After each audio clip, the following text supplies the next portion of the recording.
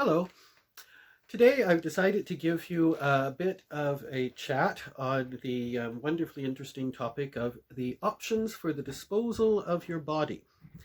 This came about from a number of inquiries I've received in various programs from clients in a variety of areas who were not quite sure how they can make sure that their wishes concerning the disposal of their body are followed. Now, the basic fact is that if you create a will and name an executor, your executor has the authority to determine how to dispose of your earthly remains. So clearly the best choice is to ensure that you choose an executor who you think will agree with or at least agree to follow your wishes, and make sure that that executor has some idea of what your wishes are. This hasn't been a real issue in wills and estates until fairly recently. For the most part, there were fairly limited options as to how you could dispose of a body. And for the most part, what variations there were based on religious or ethnic beliefs and practices. So it was usually assumed that either you wanted to follow the practices of your particular ethnic group or religious community, or you were going to follow the standard available practice in your location.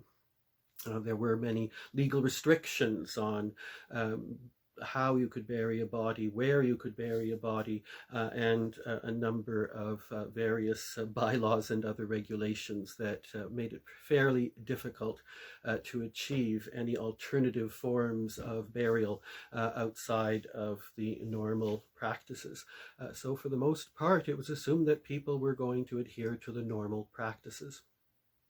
But more and more there have been not only far more people wanting to pursue alternatives, but alternatives have become more readily available, and as far as legal options, the range has certainly broadened. So it's no longer assumed that everybody wants to follow the general practice in their community or even the traditional practices of their religious community or ethnic group.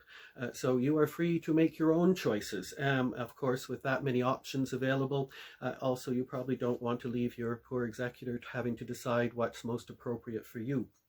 So it's something you should give some thought to. Not the most pleasant subject, perhaps, but if you do want things to go smoothly afterwards and to make the task of the people you have chosen to administer your estate somewhat easier, it's a very important step. And now also some advice, it's best to let people know in advance. Now, whether you actually communicate this directly to your executors or at least a person that you know will be able to carry out your wishes, or you leave behind a written set of instructions.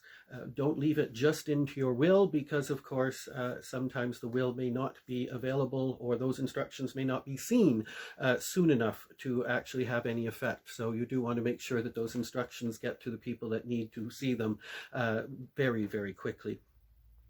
Now, say there are options that you have to consider. The most alternative option that emerged in the last few decades was the option between, of course, a regular in-casket, in-ground burial versus a cremation option. Of course, those options are still available.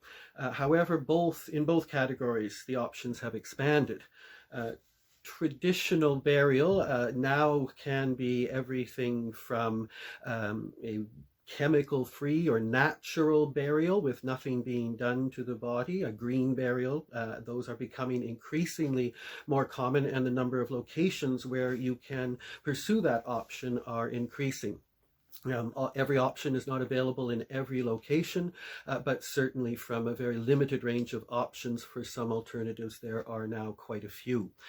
So you can, and burials can be with or with casket, with or without embalming, and so there are a number of options to consider. With cremation, there's not only now different options to carry out cremation, including those considered to be more environmentally friendly, such as bio or water cremation, and then as well the results of cremation. Of course, traditional in-ground burial is available, above-ground burial in mausoleums and other various options, but there are, of course, other options being available, and of course, there are more options for finding a permanent resting place for cremated remains. And there are even options to have cremated remains turned into diamonds that can therefore be used as jewelry or otherwise given to loved ones. So these are all various options that you have to pursue. You may want to discuss with a lawyer what options are available in your jurisdiction, or what you may have to be done to pursue options that may only be available in other jurisdictions. So these are all issues to explore. If you feel strongly about the type of burial you wish, it's well worth having a conversation to make sure that that can be done easily, safely, and legally in your location or another. Now, another way to make sure your wishes are followed would be a prepaid funeral in which you get to give instructions. The more detailed and careful your instructions are, of course, is going to add to the cost. So like any of these options, some of these you can do what you want, but the cost may be a serious consideration. In other cases, if you feel strongly about your imprint on the environment, you may feel that the extra cost of certain chemical-free or natural forms of burial are well worth the extra cost. Similarly, with prepaid funerals, there are both the benefits, but also the risks. They can be expensive, and of course there are instances where after your death, your executors or heirs have a hard time ensuring that everything that you thought you had prepaid for is actually paid for, and there are no extra charges.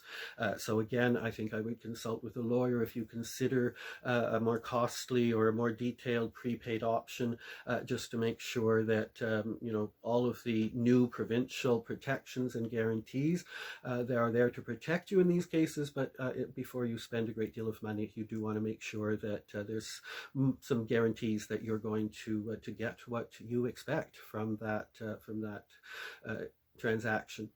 So all to say that there is a whole new range of options available. So if you really have some personal concerns, it's well worth having a discussion as to how to make sure those concerns are expressed to your executors, what can be done as far as a will is concerned, what can be done as far as other instructions, and what you need to look into to make sure that you get the best option for you.